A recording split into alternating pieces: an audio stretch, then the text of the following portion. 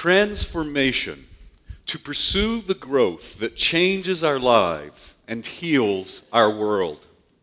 Today is the final in a series of worship services on this church's 5 religious values. And I think it's fitting that transformation is listed as our final value because I think in a way it is a culmination of trying to live out all of those other values. Likewise, our mission statement grew out of the values, and I think it's significant that 2 of those values ended up getting restated in the mission statement. Community, we gather in community, and transformation, we transform lives. And I think that to nourish souls and do justice requires transformation also.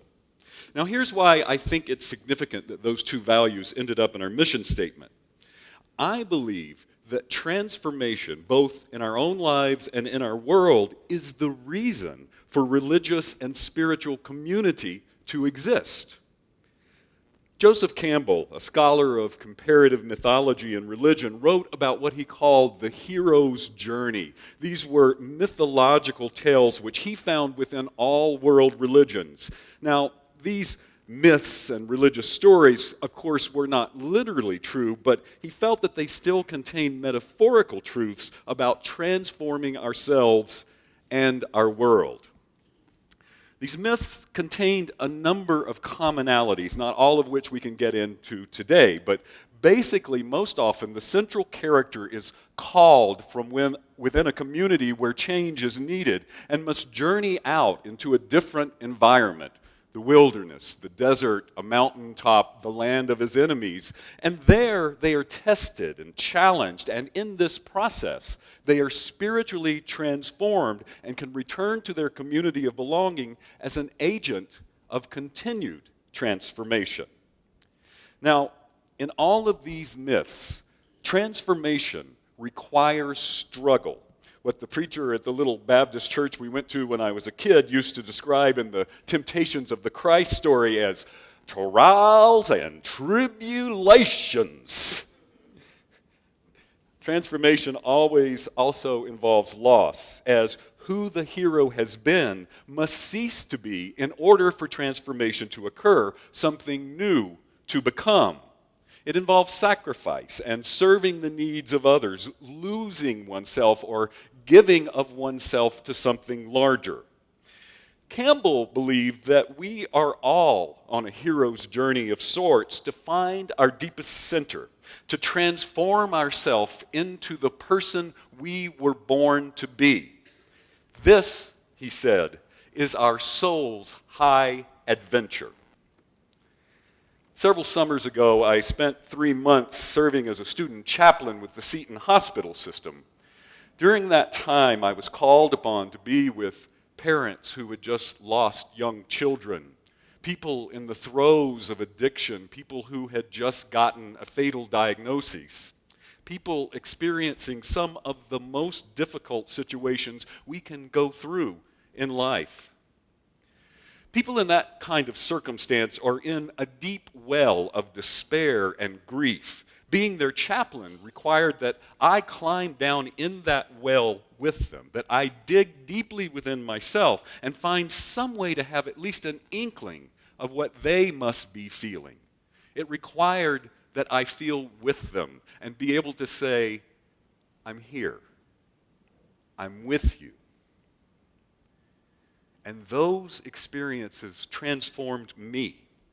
Not only did they teach me a lot about what is and is not important in life, they put me back into touch with a range of emotions and ways of being that I hadn't allowed myself for most of my life. They allowed me to reclaim the sensitive young boy I had been born, who had been told that such emotions are not appropriate for guys.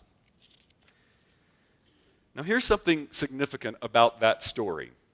Even though I served many nights alone as the chaplain on call, all by myself, even though I was by myself, I always had this intentionally constructed religious community I could call upon and go back to. Our instructors had created that among the student chaplains. And I also, of course, had Wayne and my own church, my friends and family.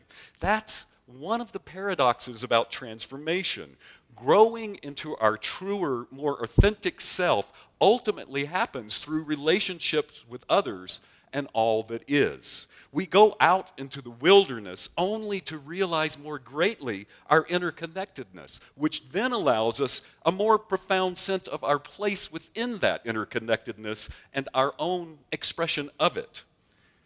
Thus transformed, we can go back out into our community and more effectively be an agent for change. This, I think, is the work of the church and our own spiritual quest within it. With our rituals, music, meditations, prayers, storytelling, faith development classes, and all the other intentional ways we try to go down into that deeper, more authentic place, that spark of divinity within each of us, I think that this religious community is particularly well suited, in fact, again, intended to catalyze our soul's high adventure. Likewise, our rites of passage ceremonies and rituals, memorial services, child dedications, weddings, coming of age ceremonies, and all of those others help us to mark and understand more intensely these transformations in our lives. Sometimes we have intentionally sought out these transformative life events. Sometimes they come unexpectedly. That's the thing about transformation. It will come eventually, whether we seek it or not. Our choices then are whether we use our agency in seeking it and how we respond when it comes to us spontaneously. In 1991, I was serving as the director of a nonprofit organization that was conducting clinical research studies to try to find new and better treatments for HIV disease and related infections. I got together with the leaders of a bunch of other such organizations nationwide, and we got some funding to send 2 representatives from each organization to the International Conference on AIDS, which was being held in Florence, Italy that year. Now, one of the funders stipulated that one of the 2 representatives from each of the organization had to be a physician who was actively enrolling patients and participating in the clinical research studies. So, after talking to my board, we made the decision that I would ask one of our most active participating physicians to go with me. And so it came to pass that I ended up inviting a certain Dr. Wayne Bachman to accompany me to Florence, Italy. We flew into Rome, rented a car, and drove the rest of the way to Florence. The entire way there, we both talked about our miserable dating experiences, how we were just over romance and we're going to go it on our own from now on. Now, the hospital back home where Wayne saw patients needing inpatient treatment had offered to obtain lodging for us in Florence. So we get to Florence and discovered that the hotel they got us is called the Grand for good reason. Marble floors, Tiffany glass ceiling, et cetera, et cetera, et cetera. We went back several years later and could barely afford to have wine in the lobby of this place. They put us in one room together, a room that was clearly designed for a couple. And then there was this opening reception that evening where everyone kept asking us how long we had been together, and we kept protesting and going, no, we're just friends. And then a week later, after spending a week in Florence together, we had to say, well, now we're a little more than just friends. So we get back home, and I look at Wayne, and I say, so I took you to Florence for our first date. What's next? Turns out that what was next was 25 years and counting together in a relationship that certainly transformed my life and made me a better person. Love and the transformation it brings, they come unexpectedly sometimes. We found out later that the hospital staff and the folks at my nonprofit organizations had decided long ago that we should be together and had conspired together to try to make that happen. Joseph Campbell said that our transformations are the ones we are ready for, so maybe those folks knew something Wayne and I didn't, but it worked out. Now, so far, I've been mainly talking about individual growth and transformation, so now I want to talk a minute about growth within an institution, a corporate body, transformation of the church as a religious community. If you accept my premise that the reason the church exists is to create a space within which the seeds of transformation can be cultivated, then it makes sense that the church itself would continually transform in order to be better and better able to live out our mission. Our capital campaign was a giant and very tangible step that this church took that will enable us to literally transform and enlarge our physical space. Doing so will create a welcoming table for growing numbers of folks in Austin seeking a spiritual home that allows for that free and responsible search for their soul's high adventure. Doing so will also transform this religious community itself. Who we are now will undergo a metamorphosis that I believe will move First Unitarian Universalist Church of Austin into becoming even more fully the church we were born to be. And yet, as I know our senior minister Meg has already talked about some, like with any of these journeys, it will not be without struggle. Trials and tribulations. I think it's worth reiterating then that to get through these renovations, we will have to transform the ways in which we use the building and go about doing the activities of church for a while. And all of these changes can stress us out. They can raise anxiety levels, so we'll have to try to help each other keep the level of anxiety in our community as a whole as low as we can. Now, in order to do that, I think it's good to know that sometimes our anxiety expresses itself in ways that narrow the focus to something more specific that may or may not seem to be directly related to what the larger and true source of the anxiety is. So, for instance, a few months from now, when the sanctuary is torn up for renovation and someone leaves a stack of styrofoam plates on a cabinet in the kitchen, and phone calls get made, emails get sent, Facebook posts get posted trying to find out who might be the culprit left that styrofoam here, it might be good for all of us to take a step back and ask ourselves what might really be getting us so wound up. Might it be that what we're truly stressed about is the fact that we're temporarily not able to use the sanctuary? And if we realize that, then we might have a better chance of avoiding all the drama before we find out that it was a construction crew that left the styrofoam plates there anyway. Though I have often thought that if anyone ever asked Unitarian Universalists to articulate our theology of evil, all of our answers would somehow involve styrofoam and invasive plants, me included. So how do we take that step back when we're feeling anxious and before we find ourselves posting some screed on Facebook? How do we do that? Well, there are a number of methods, but it turns out that there is one simple way that study after study shows can really, really help when we're feeling anxious. It's just this. Breathe in on a count of 4. Hold for a count of 4. Breathe out for a count of 4, hold for a count of 4. Repeat. Repeat until that anxiety-driven older part of our brain lets go of us and allows us to re-engage the reason-centered parts of our brain.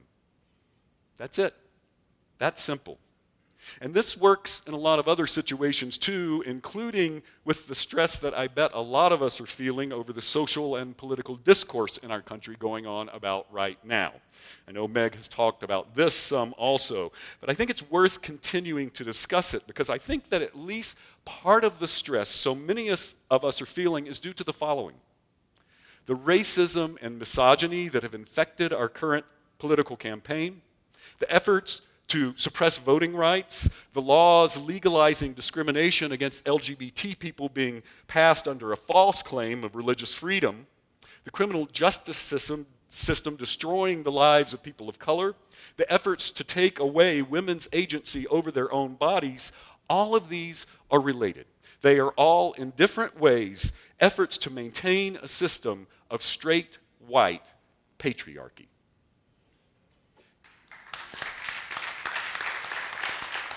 Thank you. Now, let me quickly add that I have a great deal of affection for many, many white straight guys, and I'm 2/3 of that formula myself, and a lot of us have helped fight for the rights of others. What we're talking about here is a system of white straight patriarchy that got set up very early on and became normative. And one characteristic of symptoms is that once set up, they will struggle mightily to continue themselves. And that can help us understand a little more and remember that the folks who are fighting to maintain the system have been taught that that is the way things are supposed to be by that very system itself. We can't see the system sometime when we're way down deep inside of it. And that's part of the reason why people will support such a system even against their own self-interest sometimes. In fact, I would argue that such a system harms even those who are at the top of its hierarchy by limiting the fullness of their humanity, like when I found out that the definition of maleness I had been taught was keeping me from fully experiencing life.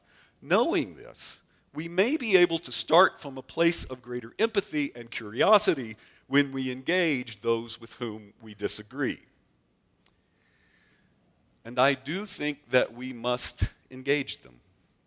As one of the professors at my seminary said, like it or not, our religious values will be lived or not in the public and political arena. Those other voices will be there, so ours are needed for the transformation that heals our worlds and liberates all of us to have a chance.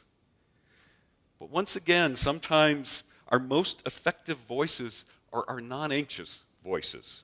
When we do what's called self-differentiation, which means we very calmly state our own values and convictions in the calmest, non-personal way as possible. By doing so, we may be able to lower the anxiety in the system itself at least a little. And if little by little the anxiety in the system gets lowered enough, more and more people within that system will begin to be able to see the system itself. And that's when transformation really becomes possible. So, when that friend or family member that you disagree with politically includes you on a mass email or a Facebook post that has your face turning red and steam coming out of your ears, try to remember our breathing exercise before you send that scathing response and then, block them. Breathe in on a count of 4. Hold for a count of 4. Breathe out on a count of 4. Hold for a count of 4. Repeat until the steam stops coming out of your ears. Let's practice that together. I invite you to breathe with me. Breathe in, 2, 3, 4. Hold, 2, 3, 4. Breathe out, 2, 3, 4. Hold, 2, 3, 4. Breathe in, 2, 3, 4. Hold, 2, 3, 4. Breathe out, 2, 3, 4. Hold, 2, 3, 4. Feels pretty good, doesn't it? Let's try remembering to do that a lot together over the next months as together we each continue our soul's high adventure.